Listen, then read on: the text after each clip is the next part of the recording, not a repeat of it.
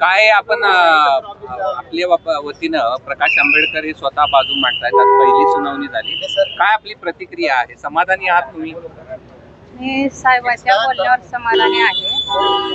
सरकारच्या बोलण्यावर समाधानी नाही मी. आणि कोर्ट जे निर्णय देईल ते त्याच्यावरती मी समाधानी आहे. पण कोर्टाने तुमची याचिका दाखल करून घेतली, हा चांगला विषय.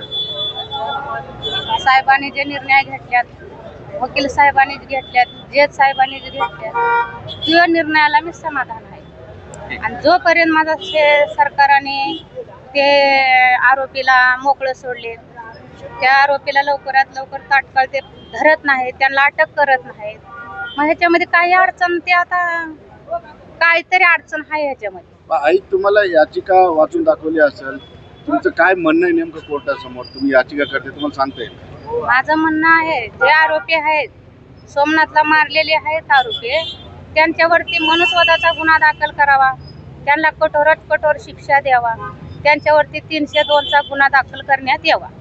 आणि जे कोर्ट निर्णय घेईल तोच खरं आहे. आणि मी कोर्टाच्याच निर्णयावर आणि वकील साहेबाच्या आणि प्रकाश साहेब आंबेडकर साहेबांनी हे जे निर्णय घेतात त्याच्यावरच मी समाधानी आहे. आभार मानतात ते स्वतः उभा राहिले त्याबद्दल? हो, मी आभारी मानते साहेबांचे, आंबेडकर साहेबांचे आभारी आहे.